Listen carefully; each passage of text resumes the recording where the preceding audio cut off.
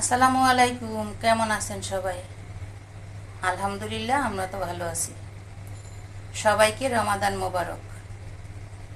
এই রোজায় এই প্রথম রান্নার ভিডিও নিয়ে আসলাম। এতদিন ব্যস্ত ছিলাম রোজার কারণে। রোজায় তো অনেক কাজ থাকে, যে কারণে রান্নার ভিডিও করতে পারিনি। ইফতারির ভিডিও দিয়েছি, কিন্তু রান্নার ভিডিও দেইনি। তা আজকে ভাবলাম আজকে গরুর মাথার মাংস রান্না করব, তা একটা ভিডিও করেই ফেলাই, কি বলেন? তো যে কথা সে কাজ, আজকে চলে আসলাম গরুর মাথার মাংস রান্না করার জন্য। আজকে সেয়ারির জন্য রান্না করব গরুর মাথার মাংস, আর এটার সাথে থাকবে পালং শাক ভাজি। তা সবাই ভিডিওটা দেখতে থাকেন। সেয়ারির জন্য আজকে কি কি রান্না করলাম।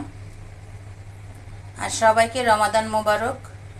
কার রোজা কেমন কাটছে সবাই কমেন্টস করে জানাবেন। আলহামদুলিল্লাহ, আমাদের তো ভালোই কাটতেছে। 5 রোজা হয়ে গেল। 5 রোজা পর্যন্ত আলহামদুলিল্লাহ ভালোই গেছে। সামনে কি হবে তা জানি না, তবে সবাই দোয়া করবেন আমাদের জন্য। আর আপনাদের রোজা কেমন যাচ্ছে সবাই কমেন্টস করে জানাবেন।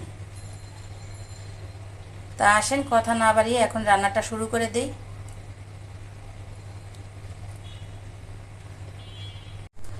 এক চুলায় তো গরুর মাথার মাংসটা বসিয়ে দিয়েছি, আর এক চুলায় পালং শাকটা সেদ্ধ করে নিয়েছি শুধু কাঁচামরিচ আর লবণ দিয়ে।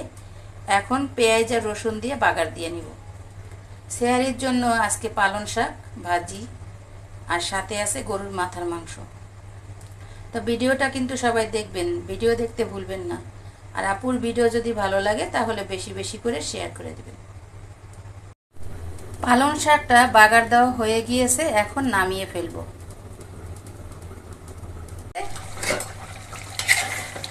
এখন দিয়ে দিব আলু। কার কার মাথার মাংস পছন্দ কমেন্টস করে জানান। আর আপুর ভিডিও যদি ভালো লাগে তাহলে বেশি বেশি করে শেয়ার করে দেন।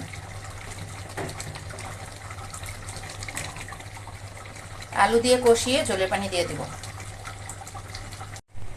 আলু দিয়ে মাথার মাংসটা কষানো হয়ে গিয়েছে, এখন ঝোলের পানি দিয়ে দিলাম। মাংসটা কিন্তু 80% সেদ্ধ হয়ে গেছে। এখন 5 থেকে 10 মিনিট রান্না করলেই হয়ে যাবে মাথার মাংস, আলু দিয়ে মাথার মাংসের ঝোল। আলু দিয়ে মাথার মাংসটা হয়েই গেল। সেয়ারির জন্য রান্না করলাম মাথার মাংস আলু দিয়ে। কার কার পছন্দ আপুরা অবশ্যই কমেন্টস করে জানাবেন।